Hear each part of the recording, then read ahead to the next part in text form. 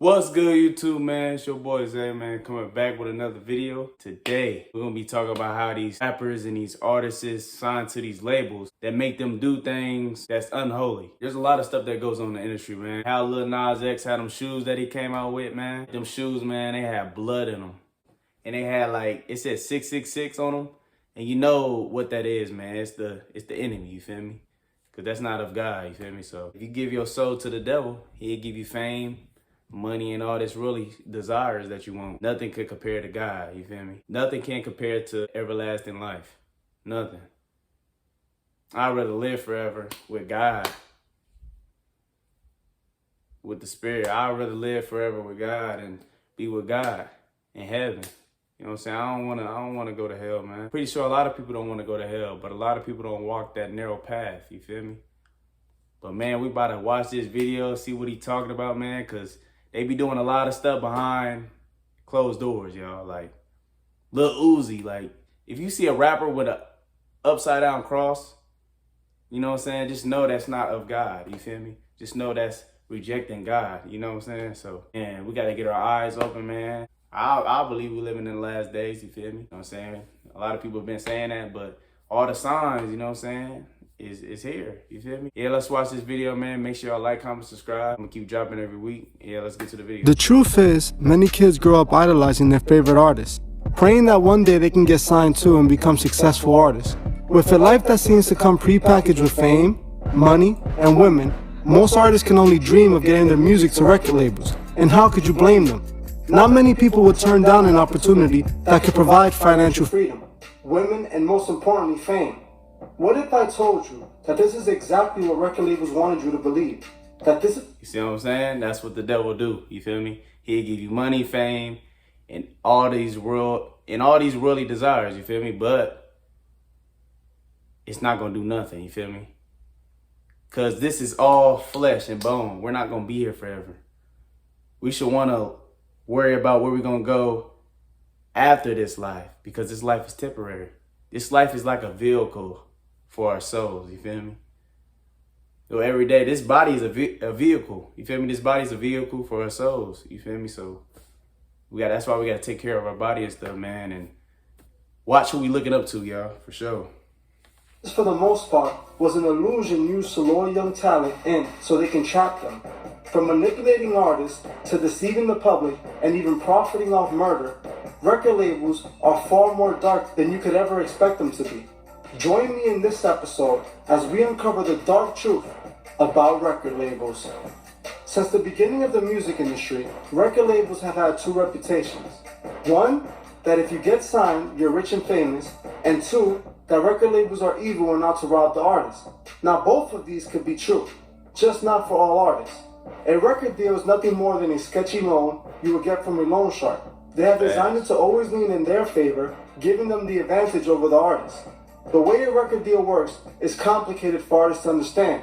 That's why they have lawyers. But to simplify it, in most cases, a record deal is a loan given to an artist so that an artist can produce a highly desirable body of work so they can sell it, and the profit from such body of work can pay back the loan given by the record label and any other expenses. Whatever's left then gets split between the record label and the artist.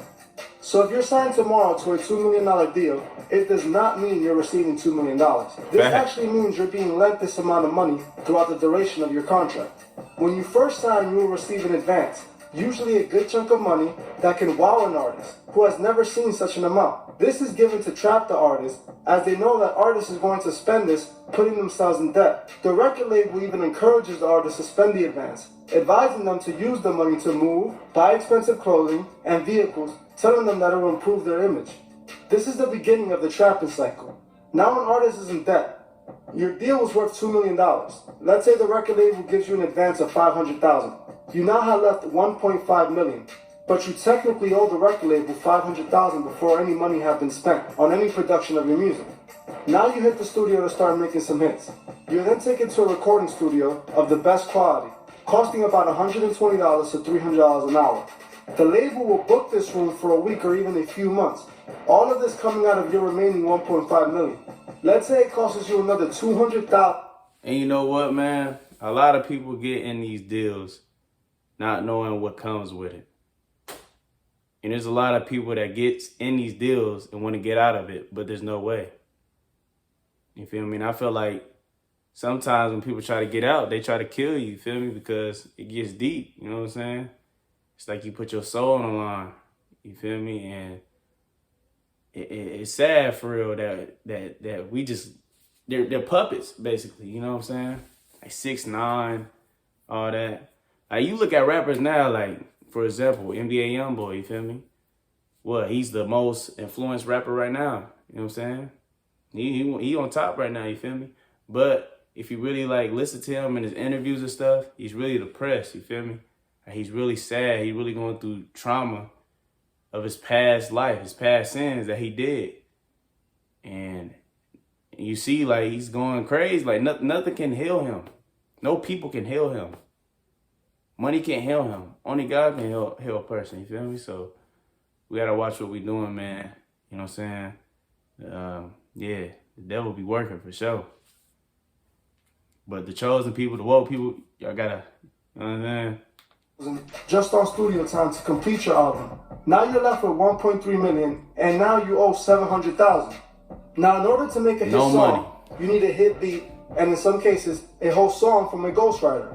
So labels will contact hit producers and writers who can charge anywhere from 25,000 to 500,000 per beat. Let's say you spent another 300,000 on beats. You're now left with $1 million, but you're in debt for $1 million. And you know what's so crazy? They don't tell you that, man. Like, you got to buy your own beats. You got to do all this. You feel me? And you got to give most of your money to the label. That's why when you hear a lot of upcoming artists say, I ain't signing no deal, you know what I'm saying? This is my label, this and that. But then again, they get tricked into signing a label because they got to feed their families. But not knowing that the label robs them. You feel me? So the labels be scams, y'all. And guess who be ahead of it? I ain't gonna even say it, these white, you know what I'm saying? You know what I'm saying? But, hey. Get yourself some hit records, the label's gonna need to promote your music. Even though they told you to spend your advance money on clothes and jewelry and expensive cars, that all might look nice and feel great to own, but it doesn't build the brand or sell any record. Artists need marketing to sell records, so record labels assign marketing teams to the artist. A marketing team then goes on to strategically map out ways to build more clout for the artist.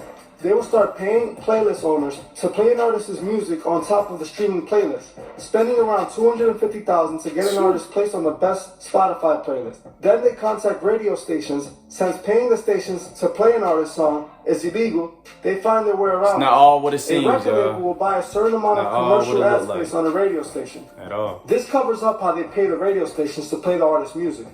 So now let's say that a record label gives a radio station $100K to throw your song in rotation at the best hours and promote your upcoming live events. You're now at $550K and you're now in debt $1.5 million. Now the entire time you were making music and being creative, you had a team and a manager behind the scenes working endless hours making things happen. All of those people are being paid by you, even if you don't know it. Let's say you pay your staff another $200,000 and are now left with $300K and you're in debt $1.7 million. Now that you're going a buzz and your song starts to pick up steam, artists are going to want to start touring. This requires travel expenses and hotel expenses. Since you're now famous, you have to now live up to a high life image. Artists will start to fly private, and this can cost anywhere from $20,000 a flight to $50,000 a flight. When they land, they have to stay at the best hotels and the most expensive rooms. The label will also need to rent and customize a tour bus. All this could actually cost tons of money.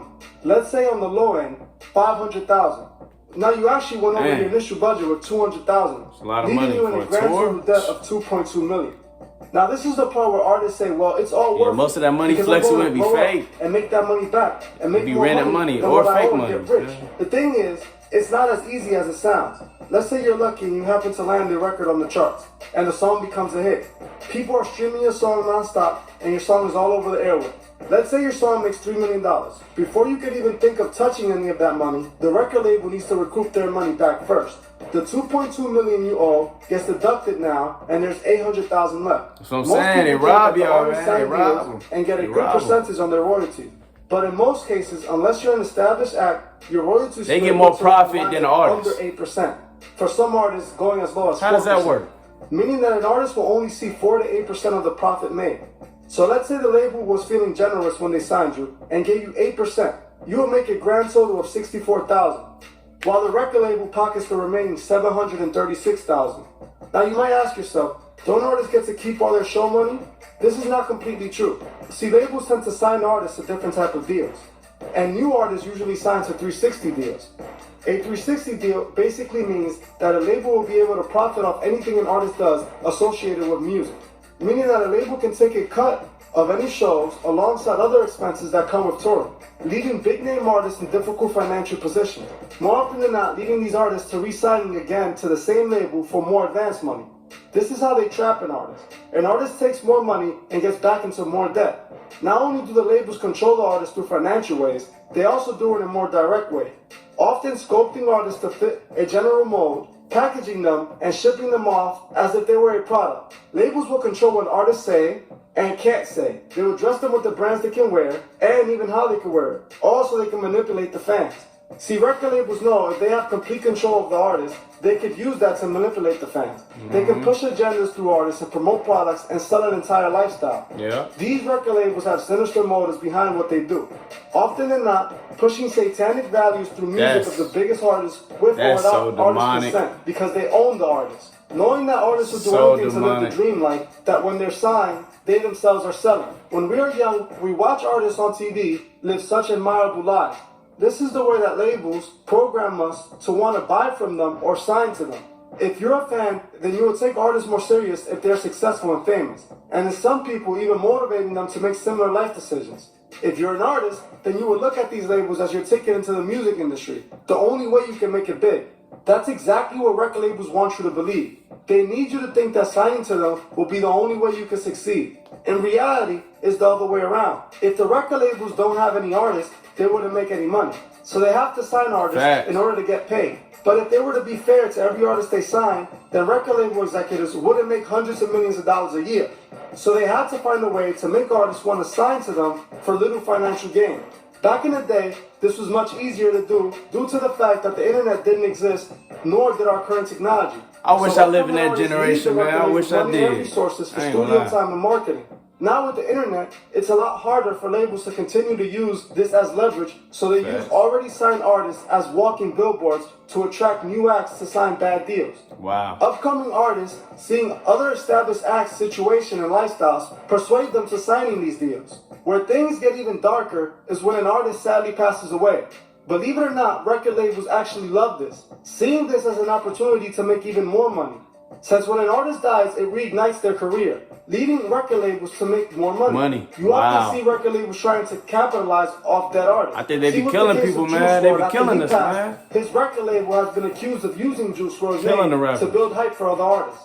They have released songs with a recycled Juice WRLD verse packaged as a new feature on a Kid Laroi song, using Juice WRLD's name to promote Leroy's music to Juice's fans, hoping some of them will cross over. The record labels have controlled the music industry since the beginning, setting the rules in their favor and rigging the game so they can always win, leaving artists in debt and unsatisfied with their careers. The label uses the artist to promote brands that suit investors. They use the artist to sell you a lifestyle that they can control you with.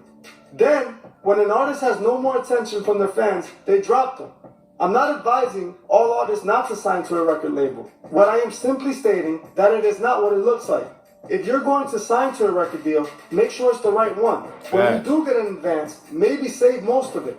Don't use expensive studios, stick to less expensive producers. Don't let record labels use the same tactics they have used for years to enslave artists. Thank you for watching.